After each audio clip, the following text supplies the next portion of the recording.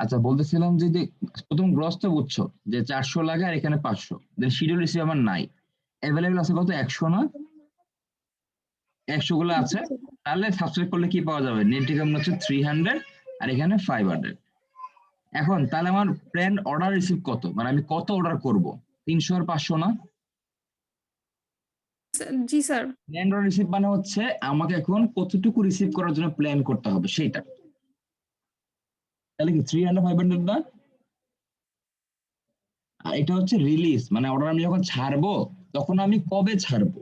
আমাকে বলছে যে প্রত্যেকটা আইটেমের জন্য 3 উইকস, 1 2 3।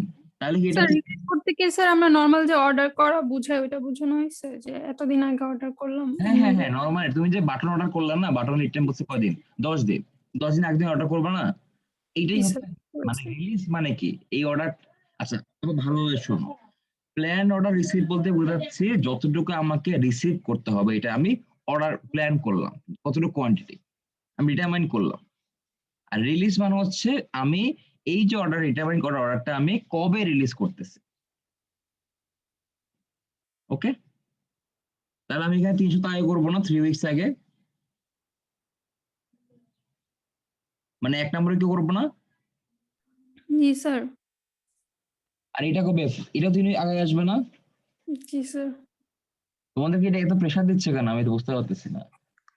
জাস্ট চিন্তা করো যে আমার লাগবে, মনে করো 4 তারিখে, আমার বানাতে লাগবে 3 দিন, মানে এটা বানাতে 3 দিন সময় লাগে, তা আমাকে 1 তারিখ অর্ডার করতে হবে না? জি স্যার। এটা তো সিম্পল না? জি স্যার। আচ্ছা বাদ বাকিরা কই, ওদের কিন্তু কোনো রেসপন্স নাই। এই যে স্যার যে ট্রি ট্রি সে বলো তো কি, বলো সালমান কি বলো। স্যার ওই যে থার্ড যে রোডটা sir available for next period, ওখানে স্যার মানে 1 2 3 ওখানে 100 100 100 এই জিনিসটা বুঝিনি স্যার। এটা তো কারণ হচ্ছে এই 3 পিরিয়ড জুড়েই 100 ইউনিট ইউজ করা পসিবল।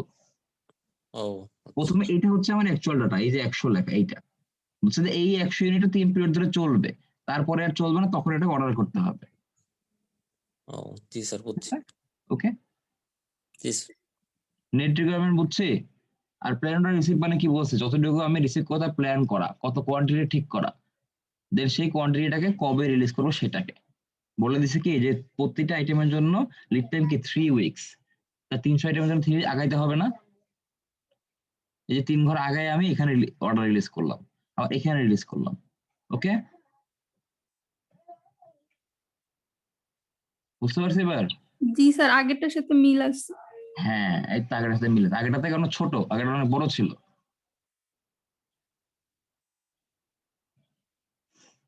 একটা জিনিস তোমাদেরকে দেখাই একটু, আমি যেই সলভটা করেছিলাম এটা তোমাদের একটু দেখাই।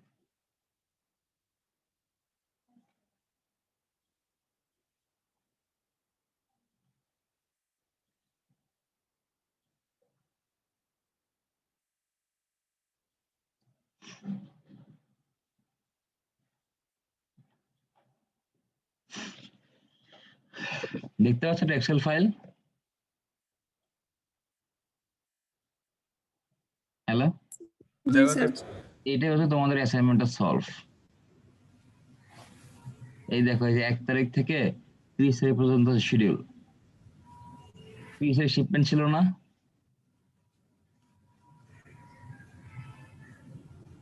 এই শিপমেন্ট 30 তারিখে ছিল না।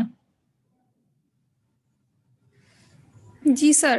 1 মিনিটে ভুলে গেছে। আচ্ছা তাহলে এই দেখো 30 তারিখে আমি সবগুলো ডেট এখানে লিখছি, দেখো 1 থেকে একদম 30 পর্যন্ত সবগুলো আমি এখানে লিখছি, লিখে স্টেপ স্টেপ ভাগ ভাগ করে গেছি। এটাই সিম্পল টিএনএ। এই যে এখানে একটা দিছি ইন্সপেকশন, এই যে ফিনিশিং, এই যে সুইং, এই যে কাটিং। ওপিডি মানে হচ্ছে অপারেশন ডেট, আর টিওডি মানে হচ্ছে টাইম অফ ডেলিভারি। আচ্ছা এই দেখো এই যে ফেব্রিকের ডাইং করছি, ফিনিশিং ডাইং ফেব্রিক নিটিং, রেস্টটাকে নিটিং বলছি, স্পিনিং অর্ডার রিসিভিং ক্যালকুলেশন। লাস্টে দেখো এই যে দেখো এই বাটন আনতে হবে না, এই দেখো বাটনটা আমি দিচ্ছি 8 তারিখ থেকে, 4 দিন সময় লাগে না বাটন আনতে, এই 8 থেকে 12 এটা বাটন, 3 দিন লাগে 4 দিনের 3 দিন লাগে লেভেল আনতে, 3 দিনের লেভেল, 3 দিনে পলিব্যাগ শেষ। এটা তোমাদের জন্য ম্যাজিক, এটা বুঝে নিও। স্যার আমি হচ্ছে স্যার যে আপনি যে আমাদের ক্লাসে করাইছিলেন না মানে ওইভাবে হচ্ছে করছো। ওইভাবে করছি কোনো স্যার। সমস্যা নেই, কোনো সমস্যা নাই, ঠিক থাকলেই হলো। বাট এরপর থেকে এখন যে ফাইলটা দেখালাম এভাবে সিম্পলিফাই করে করবা, ঠিক আছে? তোমাদের এখন যে দেখালাম এটা ফ্যাক্টরি ইউজ আর যেটা থিওরিটিক্যাল ইউজ, ওকে? জি স্যার। আমাদের ইউনিভার্সিটিতে কেউ কখনোই কাউকে টিএরএ বানানো বা বানায় দেখায় এগুলা চিন্তা করে লাভ নাই। দেখো তো দেখো এমআরপি ইনপুট দেখো, এই যে বললাম যে মাস্টার প্রথম শিডিউল এমপিএস, এমপিএস কি দেখো, MPS specify what is to be made. আগে বলছিলাম না যে কখন মানে কি তৈরি করব এবং কখন তৈরি করব, এটাকে প্ল্যানিং, তাই না? What is to be made the number of finish production item, এটা কোয়ান্টিটিটা, আর হোয়েন কখন তৈরি করব। এই যে এমপিএস করার কারণ কখন করে, মনে করো ফ্যাক্টরিতে এইচএনএম বা কাজ চলে, এমএনএস এর কাজ চলে, লিভাইস এর কাজ চলে, নেক্সট এর কাজ চলে। তো আসলে কার প্রায়োরিটি কিরকম? অবশ্যই এইচএনএম এটার মধ্যে টপ প্রায়োরিটি পায়, কারণ এইচএনএম এর শিপমেন্ট ডেট খুব বেশি, প্রতি উইকে 2 দিন শিপমেন্ট যায় ওদের। আবার মনে করো এমএনএস এর হচ্ছে তোমার সপ্তাহে 1 দিন যায় বা মাসে 2 দিন যায়। সো এই যে এগুলা শিডিউলিং করা আসলে কাকে আগে দিতে হবে, এইচএনএম কে আগে প্রায়োরিটি করতে হবে, এইচএনএম প্রোডাক্টটা কত, ভলিউম কত, এবং এটা কবে শিপমেন্ট। ফার্স্ট কথাটা কিন্তু এইটা, যখনই কোনো প্রোডাকশনের শিডিউল যাবে ফার্স্ট কথা হচ্ছে যে প্রোডাক্টটা কি এবং এটা কবে, কত কোয়ান্টিটি, শিপমেন্টটা কবে, এই 2টা কোশ্চেন অ্যান্সার করতে হয়, তাহলে এটাতে একটা planning possible. The production plan sets the overall level of output in broad terms. কি করে এই প্রোডাকশন প্ল্যানটা একটা আউটপুট লেভেল ব্রড টার্মে সেট করে, যেমন product family, standard hours, dollar volume. এটা মানে বুঝো প্রোডাক্ট ফ্যামিলি। এখন মনে করো একটা টি শার্ট, এমএনএস এর একটা টি শার্ট সুইং লাইনে চলতেছে, ঠিক আছে? এখন এইচএনএম এর একটা টি শার্টে স্টাইলিংটা অলমোস্ট সেম, এখানে হয়তো একটা দুটা হয়তো প্রসেস থাকতে পারে বেশি, বাট অলমোস্ট সেম।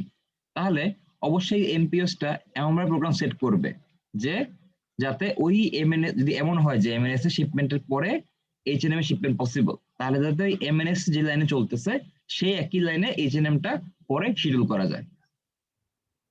কথা বুঝতে পারছি? এই হচ্ছে প্রোডাক্ট ফ্যামিলি, মানে একই ধরনের প্রোডাক্টকে একই জায়গায় দেখবেন, খেয়াল করো একটা দিনের টি শার্ট তৈরি হচ্ছে, ওইখানে যে পোলো শার্ট করতে গেলে তোমাকে আরো নতুন লাইন সেট আপ করতে হবে, বা একটা জ্যাকেট তৈরি করে লাইন সেট আপ করতে হবে।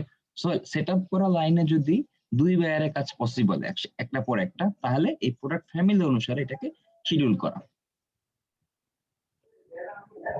বুঝতে পারতেছি?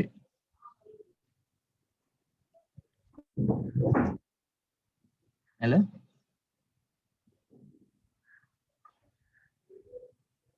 যে প্রোডাক্টের ক্যাটাগরি অনুসারে শিডিউল করা। স্ট্যান্ডার্ড আওয়ার, এটা বলতে বোঝায় যে আসলে কত, এটা লেবার আওয়ার কথা বোঝাচ্ছে যে কত ঘন্টা লেবার এখানে এমপ্লয় হচ্ছে, বা কোন প্রোডাক্টে অপারেশন বেশি বা কোন প্রোডাক্টে অপারেশন কম, সেখানে লেবার পাওয়ার কম হলে চলে বা মেনটেনেন্স কম হলে চলে, এইগুলো হচ্ছে শিডিউল করা। আর লাস্টে হচ্ছে ডলার ভলিউম, এটা তো নর্মাল কথায় যে মানে যার ভলিউম বেশি তাকে আগে প্রায়োরিটি দেওয়া, যার ভলিউম একটু কম তাকে সিরিয়াস অন্য জায়গায় দেওয়া, এগুলো বলা যায়। এইভাবে আসলে তারা আউট প্রোডাকশন লেভেলটা সেট করে, কোনটা ক্যাটাগরি অনুসারে, স্ট্যান্ডার্ড লেবার আওয়ার অনুসারে অথবা ডলার ভলিউম অনুসারে। So the plan also includes a variety of inputs including কি কি ইনপুট করে, including financial plan, engineering capabilities, labor availability, inventory fluctuation, supply performance and other consideration. তো এটা কিন্তু বললাম আউটপুট, বললাম এটা আগেরটা। এখন বলতেছি কি এই প্ল্যানিং এর মধ্যে বিভিন্ন ইনপুট আছে, যেমন ফাইন্যান্সিয়াল প্ল্যান। অবশ্যই অর্ডার করা যায়, তোমার ফাইন্যান্সিয়াল ব্যাকআপ লাগবে। এখন যদি সেরকম ব্যাকআপ না থাকে তাহলে তুমি সে অর্ডারগুলো করতে পারবে না। সো যেহেতু বাজেট ঠিক করতে হয় আগে থেকে, আমাদের বাইং কি করি আমরা, বাইরের কাজগুলোতে আমরা আগে থেকে নিজেরা ইনভেস্ট করি, দেন বায়ার আমাদের টাকা দেয়। তো সেভাবে ফিনান্সিয়াল ব্যাকআপ থাকতে হবে। ইঞ্জিনিয়ারিং ক্যাপাবিলিটিস, তুমি যে এইখানে যে তুমি ওয়ার্ক ফ্লোটা তৈরি করবা বা সুইং ফ্লো তৈরি করবা, সেখানে অবশ্যই তোমার ইঞ্জিনিয়ারিং ক্যাপাবিলিটিস লাগবে। যেরকম তোমার আই ডেভেলপমেন্ট লাগবে, যারা ইন্ডাস্ট্রিয়াল ইঞ্জিনিয়ারিং বলে, যারা আসলে প্রোডাকশনটা প্ল্যানিং করে, এটা ক্যাপাসিটি প্ল্যানিং করে, তাদেরকে লাগবে।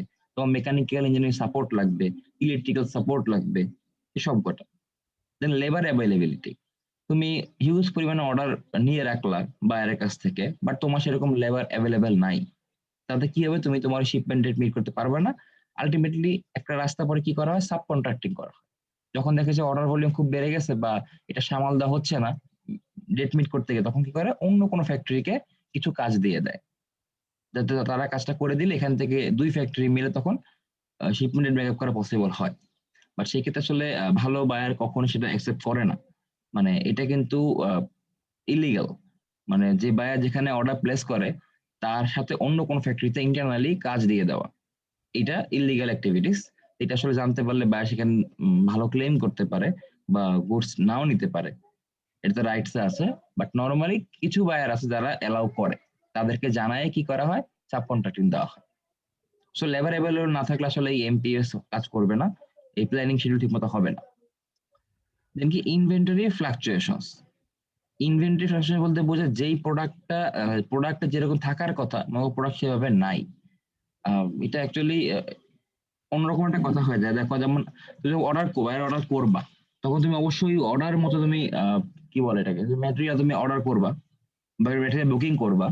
সেই ক্ষেত্রে যদি এমন হয় যে তোমার মার্কেটে কোনো প্রোডাক্ট পাওয়া যাচ্ছে না, তুমি যেই প্রোডাক্ট তুমি করতে চাচ্ছ বা সেই প্রোডাক্টের র মেটেরিয়ালস নাই বা সেই প্রোডাক্ট অ্যাভেলেবেল নাই, সেক্ষেত্রে যে ফ্লাকচুয়েশনটা হয় তাতে এই শিডিউলটা কাজ করে না। মনে করো তুমি তোমার শিপমেন্ট ডেট আছে এই মাসের এন্ড দিকে, তোমার এখন সুইং শুরু করা উচিত। বাট সুইং শুরু করতে দেখা গেল যে তোমার এখানে তোমার যে অ্যাক্সেসরিজটা লাগে ফিনিশিং করতে সেটা অ্যাভেলেবেল নাই, সেটা আর 10 দিন পর অ্যাভেলেবেল হবে। তাতে কি হচ্ছে, তোমার কিন্তু শিডিউলটা এখানে ফ্লাকচুয়েট হয়ে গেল। তোমার শিডিউল ছিল কি এখন সুইং করে সামনে ফিনিশিং করে শিপমেন্ট হয়ে যাবে, বাট এই যে ম্যাটেরিয়ালসটা না থাকার কারণে কি হলো, তোমার শিডিউলে একটা গ্যাপ পড়ে গেল। সো তোমার প্রোডাক্টটাও এখানে শিপমেন্ট হচ্ছে না, রেডি অবস্থায় পড়ে আছে, অন্য প্রোডাক্ট এখানে তোমার জন্য শিডিউলে আটকে আছে। এটাকে বাদে ইনভেন্টরি ফ্লাকচুয়েট করলে যেটা হয় যে এই এমপিএসটা ভালোভাবে কাজ করতে পারে না। এটা সাপ্লায়ার পারফরমেন্স। সাপ্লায়ার তোমাকে কমিটেড ডেট দিল যে আগামী 20 তারিখে এটা সে ডেলিভারি করবে এই ম্যাটেরিয়ালসটা, বা সে কি করলো, সে টাইমে ডেলিভারি করতে পারলো না, অথবা সে কোয়ালিটিতে খারাপ প্রোডাক্ট দিল যেটাকে তোমাকে তার কাছে রিপ্লেস করতে হবে। তো এই যে সে টাইম মতো ডেলিভারি করলো না, অবশ্যই তার যতদিন লিড টাইম ছিল তুমি তার এই ডেলিভারি ডেট অনুসারেই তুমি তোমার এখানে একটা অপারেশন ডেট ঠিক করে রাখছো যে অমুক তারিখে এই ম্যাটেরিয়ালটা আসবে ফ্যাক্টরিতে, তার একদিন পরে আমরা এই প্রোডাক্ট শুরু করব। বাট তার ডিলে করার কারণে কি হচ্ছে, তুমি এখানে শুরু করতে পারতেছো না। বাট তুমি শুরু করতে পারতেছো না দেখে কি অন্য কোনো বায়ারের কাজও এখানে গ্যাপ পড়ে যাচ্ছে। সেই সাপ্লাই পারফরমেন্স ডিলে করলে এখানে প্রবলেমটা হচ্ছে। এই জন্য সাপ্লায়ার ইভালুয়েশন করতে হয়। 3টা ক্যাটাগরি সাপ্লায়ার ইভালুয়েশন করে। একটা হচ্ছে টাইম, সে টাইম ডেলিভারি করতেছে কিনা, আর হচ্ছে কোয়ালিটি, ঠিক আছে, সে মানে কি বলে এটা অন টাইম দিচ্ছে কিনা, সে ভালো কোয়ালিটি দিচ্ছে কিনা, আর তার ফ্লেক্সিবিলিটি কিরকম, সে ওয়েল বিহেভড কিনা, এইটা এবং আদার কনসিডারেশন। এগুলোর বাইরেও কিছু এক্সট্রা কিছু বিবেচনার বিষয় থাকে, কনসিডারেশন থাকে, যেগুলো নিয়ে এই এমপিএসটা করা হয়।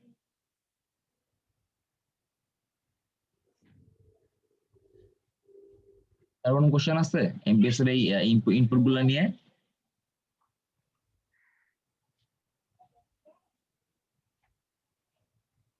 হ্যালো,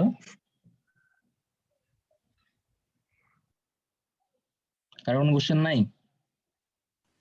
স্যার ইনভেন্টরি ফ্লাকচুয়েশনসটা আরেকবার বললে একটু ভালো হতো। আচ্ছা, বলেছিলাম যে মনে করো কোনো একটা গার্মেন্টস তুমি শিপমেন্ট করবা, তার একটা প্যাকেজিং ম্যাটেরিয়ালস সাপোজ, বা মনে করো সেটা ফেব্রিক, সেটা তুমি বাংলাদেশ থেকে ফেব্রিকটা নিলে তোমার অনেক প্রাইস পড়তেছে, তুমি প্ল্যান করলে সেটা আমি চায়না থেকে ইম্পোর্ট করব, এটা বায়ার অ্যালাউড। সাপোজ চায়না থেকে আমি এই ফেব্রিকটা ইম্পোর্ট করে নিয়ে এসে এটাকে আমি শিপমেন্ট করব, এটাকে গার্মেন্টস তৈরি করে শিপমেন্ট করব।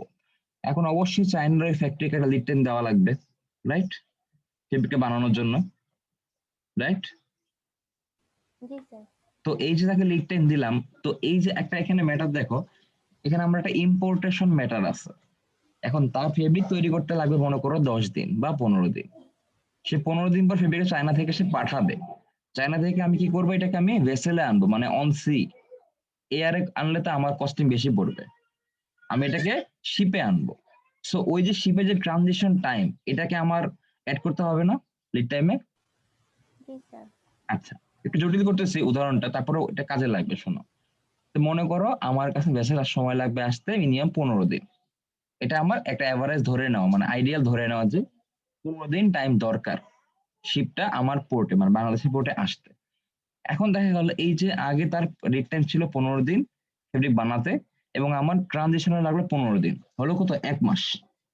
ওকে, এখন এই 1 মাসের সাথে তুমি যখন তোমার প্রোডাকশন শিডিউল করবা মানে সুইং কাটিং শিডিউল করবা, তুমি 1 মাসের সাথে তুমি আরো 7 দিন তুমি অ্যাড করে রাখলা, তোমার বাফার ধরলা তুমি যে লাগতেই পারে বেশি।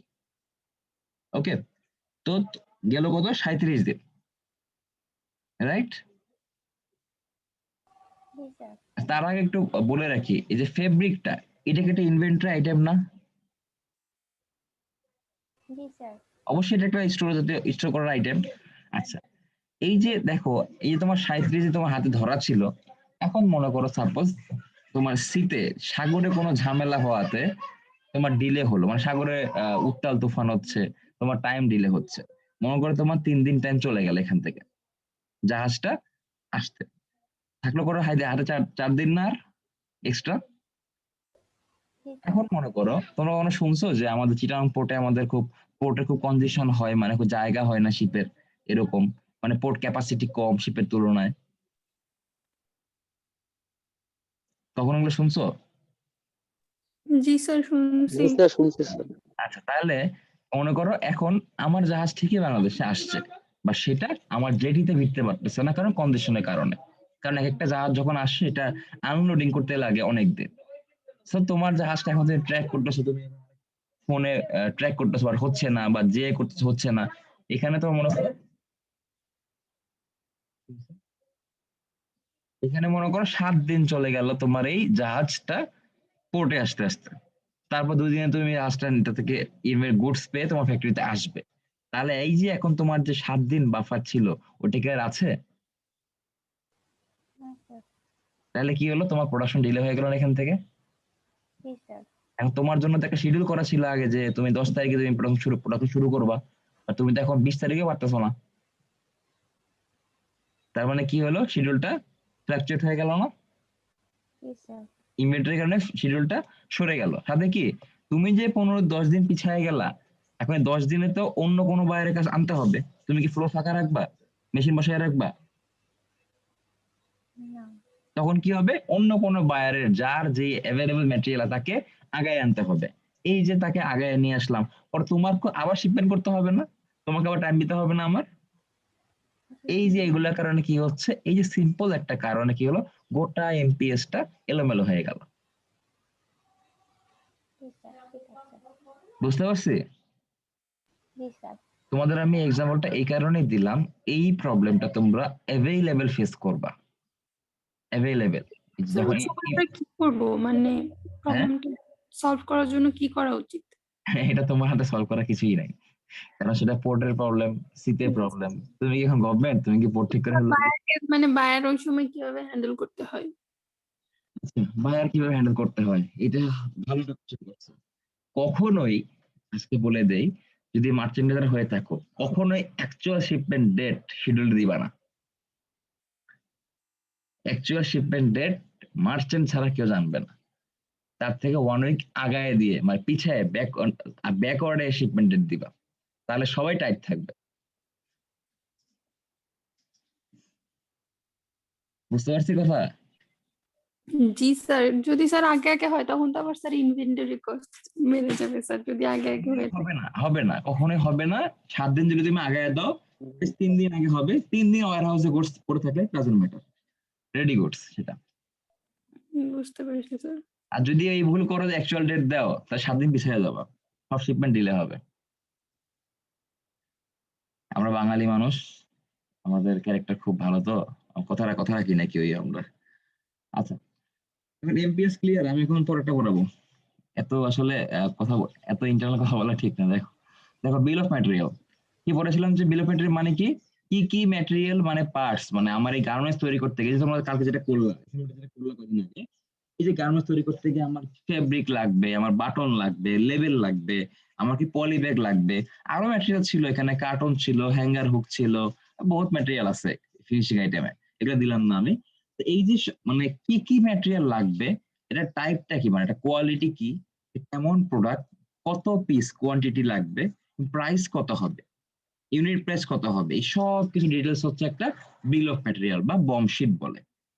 A listing of all raw materials, parts, sub-assemblies and assemblies needed to produce 1 unit of product. ওকে, যাতে এটা দেখেই কেউ বুঝতে পারে যে এটা কস্টিংটা কেমন হয়েছে। এখন যখন মালিক চাইবে যে এই মার্চেন্ট কোন মার্কেটে কল করবে যে এই প্রোডাক্টের কস্টিং কিভাবে হয়েছে, তখন তুমি তো তোমার ডাটাবেস নিয়ে যাওয়ার সময় নাই, তখন তুমি সেটা বিওএম শিট নিয়ে তাকে দেখাবা। এই যে বিওএম শিটটা, এখানে বলা আছে যে এই একটা ইউনিট টি শার্ট তৈরি করতে গেলে আমার কত টাকা ফেব্রিক লাগছে, কত টাকা অ্যাক্সেসরিজ লেগেছে, কত টাকা ট্রিমস লেগেছে, এই সবগুলোর সামেশন করে এটা ইউনিটের প্রাইসটা এত, এটা এফওবি প্রাইসটা এত আছে, আমার কস্টিং এত, প্রফিটের অংশটা এত, শেষ। ক্লিয়ার? ওকে, বুঝতে পারছি? এবার দেখো inventory record, inventory record file, inventory record file কেন লাগবে? মনে হয় যে আমি বিএমসি যখন রিলিজ করব আমার কি কি লাগবে, তখন দেখা যায় যদি আমার অলরেডি ওই সেম আইটেমটা আমার স্টোরে আছে, তো ওইটাকে অর্ডার করা দরকার আছে? স্যার দরকার নাই। আমরা কি করতে পারি, আমরা এই জন্য আমার কি করতে হবে, আচ্ছা কি provides an accounting of how much inventory is already on hand, কতটুকু অলরেডি হাতে আছে, অর অন অর্ডার। দেখো এই কথাটা মানে দেখো, অন হ্যান্ড আর অর অন অর্ডার মানেটা কি, যেটা আমার স্টোরে বর্তমানে আছে, আর অর অন মানে কি, যেটা আমি অর্ডার করা আছে, সেটা আমার ইনভেন্টরিতে আসতেছে, এখন আসে নাই বাট অর্ডার দেওয়া আছে। and thus should be subtracted from the material requirement. Material requirement থেকে এগুলাকে বাদ দিতে হবে, এগুলো এক্সট্রা করার দরকার নাই। এখন আগের দিনে কোশ্চেন করছিল, আবার আজকেও বলি যে এখন তো আমরা গার্মেন্টস থেকে দেখা যায় যে আসলে আমাদের কোনো কাছে রিপিট হয় না সহজে, দেখা যায় আমাদের সুইং থ্রেড মিলবে না, বা আমাদের ফেব্রিক তো মিলবেই না, এখানে প্রিন্ট মিলবে না। বাট এই supply chain management is not only for garments industry বা অ্যাপারেল ইন্ডাস্ট্রি, এটা ওভারঅল সব ইন্ডাস্ট্রির জন্য, রাইট? সো অন্য ইন্ডাস্ট্রি যারা আছে তারা তো চাইলে তারা একই প্রোডাক্ট তারা তৈরি করতেছে, তাদের র মেটেরিয়াল যদি একই, সো তাদের অল টাইম তাদের ইনভেন্টরিতে কিছু ইন হ্যান্ড থাকে নাকি, এবং অর্ডারও থাকে কিছু, সেগুলোকে বাদ দিতে হবে না রিকোয়ারমেন্ট থেকে?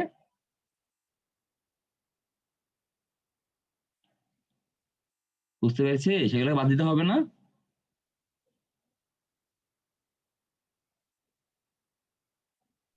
জি স্যার। তোমরা কি কথা বুঝো না নাকি মাথায় ঢোকে না, কোনটা? এত স্যার নেটওয়ার্ক স্লো স্যার, কথা অনেক পরে যায়। তোমাদের কাছে কেন জানি এটা স্লো থাকে। আচ্ছা তাহলে ইনভেন্টরি রেকর্ড বুঝছি, এটা বাদ দিতে হবে সেটা। এছাড়া আমি আগের দিন একটা এক্সাম্পল দিয়েছিলাম যে সুইং থ্রেড, ব্ল্যাক আর হোয়াইট সুইং থ্রেড সারা জীবন সব কাজে লাগে, এইটা স্টোরে অ্যাভেলেবেল থাকে। কারণ কি জানো, এই যে কথাটা এখানে আছে না যে ইনভেন্টরিতে কোনটা আছে আর কোনটা অর্ডার, এগুলাকে বাদ দিতে হবে না। ম্যাক্সিমাম বড় বড় ফ্যাক্টরি, গ্রুপ ফ্যাক্টরি, মার্চেন্ডাইজাররা এই ক্যালকুলেশনে যায়ই না, তারা এসব ঘাটাঘাটি করতেই চায় না, খালি বিএম শিট বানাবে, অর্ডার প্লেস করবে, এবং অর্ডারের সাথে 10% অ্যালাউন্স দিয়ে বেশি অর্ডার প্লেস করবে। এখন সুতা তো মনে করো হোয়াইট সুইং থ্রেড লাগবে তোমার, মনে করো তো হোয়াইট সুইং থ্রেডটা আগে থেকে মনে করো 5,000 কোন ফ্যাক্টরিতে স্টোরে পড়ে আছে, তারপরে সে তার লাগবে 10,000 কোন, সে 10,000 কোন অর্ডার করলো, তাহলে কি হলো, 10,000 তো লাগলো না, এই 5,000 স্টক রয়ে গেল না, আগেরটা এটা তো ইউজ হলো না। এরকম প্রত্যেকটা দেখা যায় প্রত্যেকটা বায়ারের ক্ষেত্রে সুতা সুইং থ্রেড গুলো এগুলা স্টক হয়ে পড়ে থাকে, এগুলা ইউজও হয় না, নতুন করে কেউ ইউজ করে, নতুন করে অর্ডার বাদ দেয় না, ইউজও করে না কেউ। আলটিমেটলি একসময় কি হয়, সুইং থ্রেড একটা বিশাল একটা ইনভেন্টরি তৈরি হয়, পরে এগুলোকে আবার লোকালি সেল করে দিতে হয়। বাট এটা যদি জানা পসিবল হয় যেখানে কোনটা আমার, এটাকে আমার কাজে লাগবে কিনা বা এটা আছে কিনা, তাহলে কিন্তু আমি ইজিলি সেটাকে অর্ডার কম করতে পারি। এক্ষেত্রে লাভটা কি, এই যে অর্ডার কম করলাম, এই টাকাটা বাঁচলো না আমার, এই পেমেন্টটা তো বেঁচে গেল না আমার অর্ডার থেকে। জি স্যার। এইগুলাই খরচটা অনেক কমে আসলো। হ্যাঁ, এইগুলো কস্ট ম্যানেজমেন্টের কাজ, বাট এগুলো করে না, মালিক এগুলো ফলো করতে পারে না, কারণ এত বায়ার এত কাজ কেউ করতেছে, কে কোথায় কি করতেছে ট্র্যাক করা হয় না। ওকে, বাট এটাই কস্ট সেভিংস এর ম্যাটার।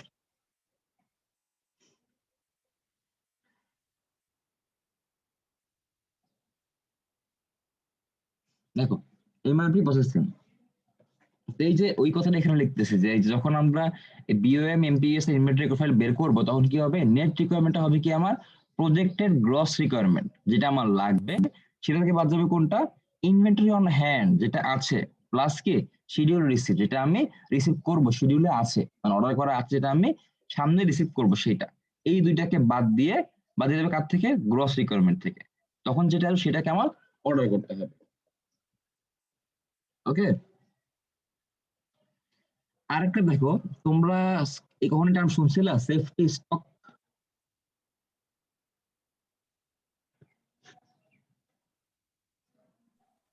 স্যার বললাম না, কি বললেন? হ্যাঁ, স্যার কি বলেন বুঝি নাই। সেফটি স্টক এই টার্মটা কখনো শুনছিলা? স্যার পরিচিত লাগছে।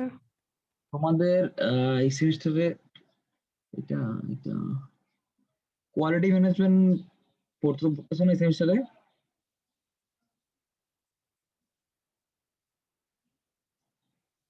জি হ্যালো, স্যার, কোয়ালিটি ম্যানেজমেন্ট ছিল। কোয়ালিটি ম্যানেজমেন্ট কি এই টার্ম পাইছো সেফটি স্টক কোথাও?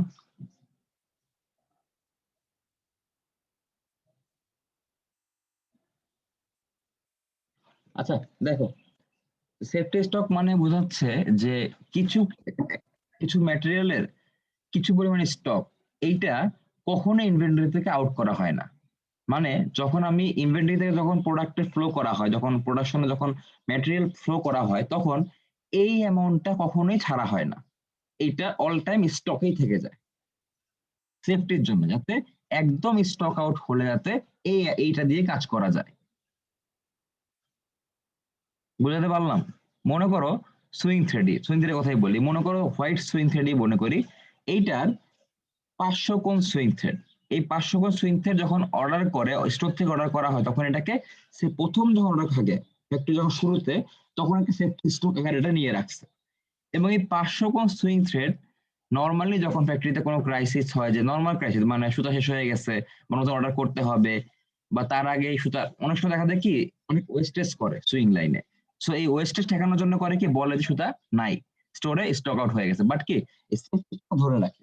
যখন খুবই ক্রাইসিস হয়, শিপমেন্ট হচ্ছে না বা সাপ্লাইয়ের কাছ থেকে সুতা পাওয়া যাচ্ছে না, তখন এটা ওপেন করে ওখান থেকে ডেলিভারি দেওয়া হয়। তো মানে কি এই স্টকটা কখনোই হাত দেওয়া হয় না, একদম ইমার্জেন্সি ক্রাইসিস ছাড়া। বুঝতে পারছি? এটাকে বলা হয় সেফটি স্টক। ওকে, জি স্যার। বুঝতে পারছি। ওকে, তাহলে এই যে আমার আগের এই দেখো ইকুয়েশনটা যেটা ছিল, নেট রিকোয়ারমেন্ট ইকুয়েশন ছিল, এখন এই সেফটি তো সবসময় আমার ইনভেন্টরিতে প্রেজেন্ট থাকতেছে না, মানে আছে না আমার স্টোরে, এইটাকে আমার এখানে এখানে দেখো প্লাস করে দিছে, প্লাস ওই সেম সূত্রটাই প্লাস কি সেফটি স্টক, যেটা আমার অলরেডি আছে। এখন কথা আছে যে এটা যদি আমি যখন ইউজ করি, আমি যখন ইউজ করবো তখন শেষ হয়ে যাবে না, এটা থাকবে না এটা। এই জন্য করে কি, প্রতিবারে যখন অর্ডার করে তখনই কিছু পরিমাণ সেফটি স্টক ধরে অর্ডার করতে হয়। কথাটা বোঝা বলি, ওই যে 500 কোণ যেটা ছিল সুইং থ্রেডটা, ওইটা মনে করো আমি একবার ইউজ করে ফেললাম, ইমার্জেন্সি ক্রাইসিসে ইউজ করে ফেললাম, তাহলে কি আমার আর এই থাকবে সেফটিটা? না স্যার, প্রত্যেকবারের সময় নিয়ে নিয়ে আবার সেফটি স্টক এই জন্য আনতে করে হবে। কি প্রত্যেকটা অর্ডারের সাথে একটা সেফটি স্টক ধরে অর্ডার করতে, যাতে তোমার যাতে এটা তুমি যাতে সেফ থাকো। হঠাৎ করে মনে করো সুইং থ্রেড শেষ হয়ে গেল, সুইং থ্রেড নাই, তোমার শিপমেন্ট আজকে, তোমার কি করতে হবে, তোমার কখনোই সেফটি সুতা নিয়ে তোমাকে শিপমেন্টটা করতে হবে। এই জন্য এটা এখানে প্লাস দেওয়া, যাতে লাস্টে একটা স্টক জিনিসকে আমি বেশি অর্ডার করলাম। এটাকে বলা হয় যে অ্যালাউয়েন্স, 5%, 10% বা 15% অ্যালাউয়েন্স। তুমি যে কোনো ম্যাটেরিয়াল অর্ডার করো, ফেব্রিকের সময় তো আরো বেশি, ফেব্রিকে মোটামুটি 15% অ্যালাউন্স দেওয়া লাগে ফেব্রিকের সাথে, 15 থেকে 10-15 দেয়, 5% হয় না মোটামুটি, 10% অ্যাটমোস্ট কি 5%, 15% অ্যালাউন্স দিয়ে এটা করা হয়। তাহলে কি প্লাস করতে হয় এই সেফটি স্টকটা। এখন কি এগুলো ক্লিয়ার?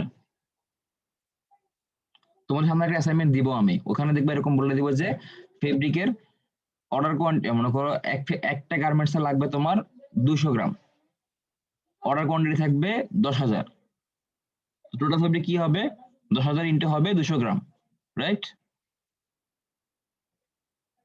জি স্যার। বুঝতে পারলাম? তারপরে বলে দিব যে ফেব্রিকের ওয়েস্টেজ পার্সেন্টেজ হচ্ছে 10%, তখন কি করবা, ওই 10% অ্যাড করবা না?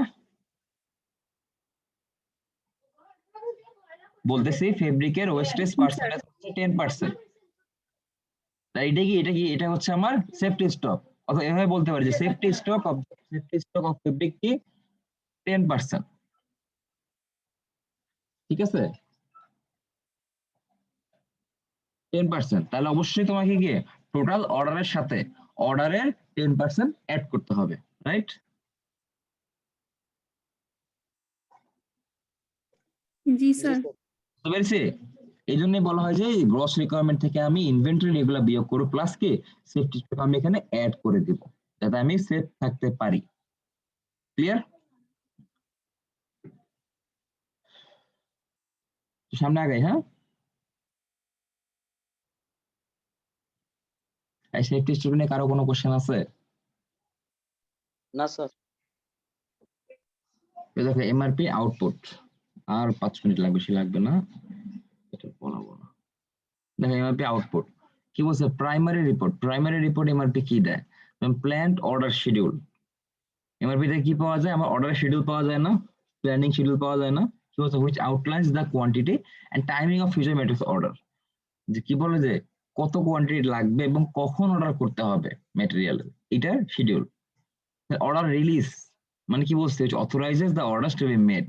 এই রিলিজ মানে কি, ফ্যাক্টরি থেকে এটা অথরাইজ করলো ওনার সাপ্লায়ারকে যে তুমি এই প্রোডাক্টটা তৈরি করো, which authorises the orders to be made, অর্ডারটা বানানোর জন্য।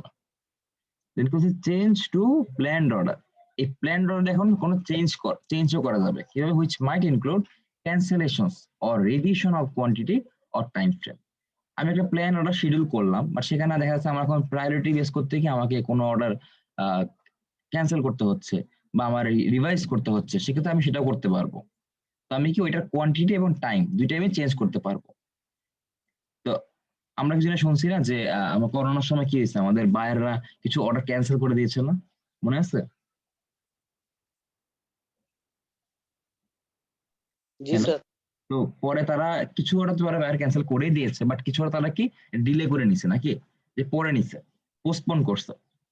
ওকে, সো এই যে দেখা আমি বললাম যে ক্যান্সেলেশন রিভিশন, একটা জিনিস মনে রাখবা, তুমি যদি তোমার সাপ্লায়ারকে যদি অর্ডার রিলিজ করে দাও, অবশ্যই সেটা একটা শিডিউল অনুযায়ী তোমার অর্ডারটা কাজ শুরু করবে, তার ডেলিভারি টাইম অনুসারে, রাইট? তাহলে তুমি যদি তার ডেলিভারি তার লিড টাইম হলো 7 দিন, তাকে তুমি যদি 5 দিন পরে বলো যে আমি এই ম্যাটেরিয়ালস আমার লাগবে না বা আমার এই কোয়ান্টিটি এরকম চেঞ্জ করে দেন, তাহলে কি সে পারবে সেটা করতে সহজে? সে তো অলরেডি তোমার কাজটা করে ফেলছে। বুঝতে পারছি কথা?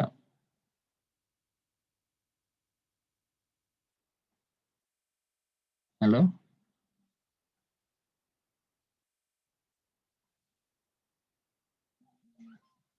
বললাম যেহেতু সে অর্ডারটা কাজ শুরু করে দিয়েছে এবং সে ডেলিভারির পথে, মানে ডেলিভারি করবে কালকে পরশু, তখন কি এটা ক্যান্সেল করা পসিবল? না স্যার। না স্যার। ওকে, কিছু রিভিশন পসিবল, কিরকম, মনে করো কোয়ান্টিটি আমার কিছু এখন বেশি কম, যদি বলি যে কোয়ান্টিটি কম লাগবে, তখন সে বলবে যে না আমি ফুল কোয়ান্টিটি তৈরি করে ফেলছি, কোয়ান্টিটি কম নেওয়ার চান্স নেই। যদি কোয়ান্টিটি বাড়াও, ঠিক আছে, তাহলে কোয়ান্টিটি বাড়বে কিছু, ওকে ফাইন, আমাকে আর 2 দিন সময় দেন, টাইমটা বাড়ায় দেন, পরে আমি কোয়ালিটি করে দিই, আরো কোয়ান্টিটি করে দিচ্ছি। ওকে, এটাই হচ্ছে revision. Cancel not possible. Cancel কখন পসিবল, আজকে অর্ডার করলা এবং আজকে রাত্রে বা আগামীকালকে বললা এটা পোস্টপোন করেন, হোল্ড করেন না এখন, সেটা ক্যান্সেল পসিবল। ওকে, এগুলো প্রাইমারি রিপোর্ট গুলা। আর সেকেন্ডারি রিপোর্টে বলা হয় দেখো performance control report, which are used to track problems like missed delivery dates and stockouts to evaluate system performance. কি করে যাতে আমার এই ডেলিভারি ডেট মিস না হয়, মানে শিপমেন্ট ডেট যাতে মিস না হয় এবং যাতে আমার তোমার কোনো ম্যাটেরিয়াল স্টক আউট না হয়ে যায়, তাতে এগুলো এই যদি প্রবলেম গুলাকে ট্র্যাক করে, মানে ইন্টারনাল সিস্টেমটাকে ট্র্যাক করে রাখে। এমআরপির মানে তা না শুধু যে আমি প্ল্যান করে দিলাম, আমি অর্ডার দিয়ে ঘুমালাম, প্রোডাক্ট চলে আসলো। এই যে মাঝখানে ফলো আপটা করতে হয় যে আসলে সে টাইম মতো করতে পারতেছে কিনা, বা তার প্রোডাক্টের কোয়ালিটি ঠিক আসতেছে কিনা, তার স্যাম্পলটা ঠিক আছে কিনা। অর্ডার নর্মালি যখন কিছু অ্যাক্সেসরিজ বাদে ম্যাক্সিমাম প্রোডাক্টে কিন্তু অ্যাপ্রুভাল দেওয়া হয়। তুমি সাপ্লায়ারকে তুমি প্রথমে যখন কাজ দিবা, তাকে তো বলতে হবে যে তুমি আমাকে স্যাম্পল ডেভেলপ করে দাও। স্যাম্পল ডেভেলপ করে যখন স্যাম্পলটা বায়ার অ্যাপ্রুভাল দিবে, তারপর তাকে কিন্তু বাল্কের তাকে অর্ডার দেওয়া হয়, তার আগে কিন্তু না। সো এটাই বলা যায় যে ডেলিভারি ডেট, স্টক আউট এই ধরনের প্রবলেম না ঘটে, এই জন্য ইন্টারনাল সিস্টেমটাকে মনিটর করা। দেন হচ্ছে planning reports, which can be used in forecasting future inventory requirements. আচ্ছা, এখন এই যে ইনভেন্টরি যদি স্টক আউট না হয়ে যায় কোনো ম্যাটেরিয়াল, মনে করো তুমি যদি অন্য ম্যানুফ্যাকচার ফ্যাক্টরি ধরো, যে আমাদের তেল সাবান ফ্যাক্টরি ধরি, তাদের কি তাদের যে কিছু র ম্যাটেরিয়াল তাদের কি অল টাইম একই পরিমাণে লাগে, মানে একই র ম্যাটেরিয়াল ইউজ করে যাচ্ছে সারা জীবন ধরে। তো স্টোরে যাতে ওই ম্যাটেরিয়ালটা একেবারে স্টক আউট না হয়, এই জন্য এটা কি ফিউচারে ইনভেন্টরি একটা রিকোয়ারমেন্ট ফোরকাস্ট করে দেওয়া, যে এই পরিমাণে রিকোয়ারমেন্ট থাকলে এই পরিমাণে যদি আমরা অর্ডার করি তাহলে কখনো স্টক আউট হবে না, ঠিক মতো থাকবে ইনভেন্টরি আইটেমটা। এগুলো পারফরমেন্স কন্ট্রোল রিপোর্টস, আর হচ্ছে প্ল্যানিং রিপোর্টস, আর হচ্ছে এক্সেপশন রিপোর্ট।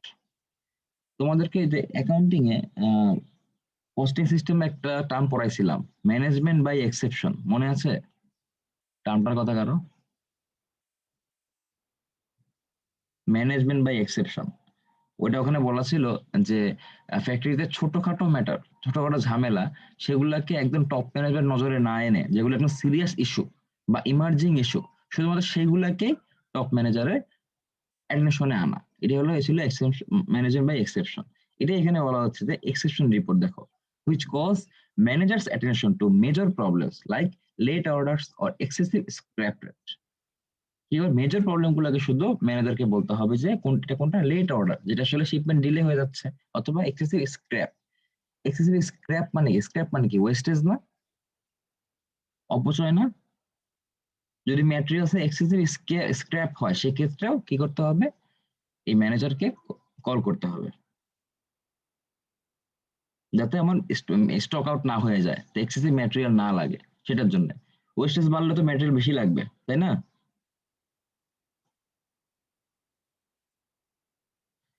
কার কোনো প্রবলেম আছে এখানে? না স্যার। লাস্টে দেখো এমআরপি বেনিফিটস, এখান থেকে কিছু বেনিফিট পাওয়া যায়। ইনভেন্টরি কন্ট্রোলিং রাখা যায়, পারচেস প্ল্যানিং মানে কি, কোনো যে ম্যাটেরিয়াল আমি কিনবো সেগুলো একটা প্ল্যানিং করা যায়, প্রোডাকশনে প্ল্যানিং হয়, ওয়ার্ক শিডিউলিং হয়, কোনটার পর কোনটা স্টেপে কাজ করবে সেটা। রিসোর্স ম্যানেজমেন্ট, তোমার ইন্টারনাল কি রিসোর্স আছে, ইনপুটে কি আছে, র ম্যাটেরিয়ালস গুলা কি কি লাগবে, কিন্তু অর্ডার করবা, এগুলো ম্যানেজমেন্ট করা যাবে। ডাটা ম্যানেজমেন্ট এন্ড ডকুমেন্টেশন, এখন এই যে আমরা যে বিওএম শিট বলি আমরা, যে কোয়ান্টিটি, টাইম ফ্রেম, প্রাইসিং, সব ডাটা না, এগুলা ফিজিক্যাল কোনো অ্যাক্টিভিটিস না। যে ডাটা ম্যানেজমেন্ট এবং ডকুমেন্টেশন করা, প্রপারলি ডকুমেন্টেশন করে রাখা, ডকুমেন্ট ছাড়া কোনো কিছু হিসাব পসিবল না। সো স্টোরে কি আছে, কোনটা অর্ডারে আছে, কোনটা শিডিউলে আছে, কোনটা প্রোডাকশন এখন করব, কোনটা ম্যাটেরিয়াল প্রাইস কিরকম, এই সবগুলা প্রপার ডকুমেন্ট থাকতে হবে। ইকোনমিক পারচেসিং, সেই যে আমি যখন পারচেস করি, এমপিএস যখন দেই বা কোনো কিছু কিনে আনি যখন পারচেস, তখন অবশ্যই আমাকে কি ইকোনমি চিন্তা করতে হবে, যে কোন সাপ্লায়ার চুজ করলে বা কোন জায়গা থেকে সোর্স করলে আমি কতটুকু প্রাইস বেনিফিট পাচ্ছি। সবটাই কিন্তু মোট কথা হচ্ছে কস্ট ম্যানেজমেন্ট। তো কস্ট ম্যানেজমেন্ট করার জন্য তোমাকে যদি সাপ্লাই চেঞ্জ করতে হয়, বা তোমাকে যদি মনে করো তোমার দেশে প্রোডাক্টটা তৈরি করলে খরচ বেশি পড়তেছে, বাট ইম্পোর্ট করতে গেলে, যদি চায়না থেকে ইম্পোর্ট করি, আমি সেম ম্যাটেরিয়াল সেম কোয়ালিটিতে আমি ইম্পোর্ট কস্ট সহ আমি কম পাচ্ছি, আমার প্রাইস বেনিফিট পাচ্ছি, অবশ্যই তোমাকে you should move to China. Okay, you should move to importation. এটাকে বলা হয় ইকোনমিক পারচেজিং। আর এটাকে টাইম সেভিং, এটা হচ্ছে ফরমোস্ট কথা, যেটা বলে রাখলাম, যে শিপমেন্টের যখন যেটা থাকবে সেটাই সবাইকে বলা যাবে না, অবশ্যই তোমাকে টাইম হাতে রেখে কাজ করতে হবে, যাতে তোমার বাফার টাইম থাকে। ওকে, এই হচ্ছে টাইম সেভিং। বুঝলাম?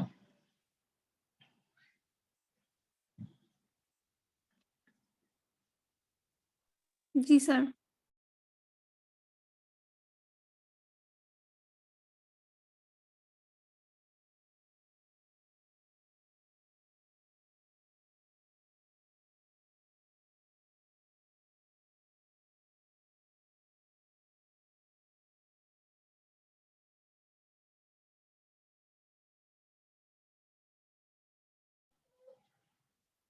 হুম, আচ্ছা, পরে আছে আমাদের এই এমআরপি 2। ঠিক আছে, আমরা আরেকটা এমআরপি পড়বো, আসলে নেক্সট দিন। হ্যাঁ, আজকে শেষ করে দিলাম। ওকে।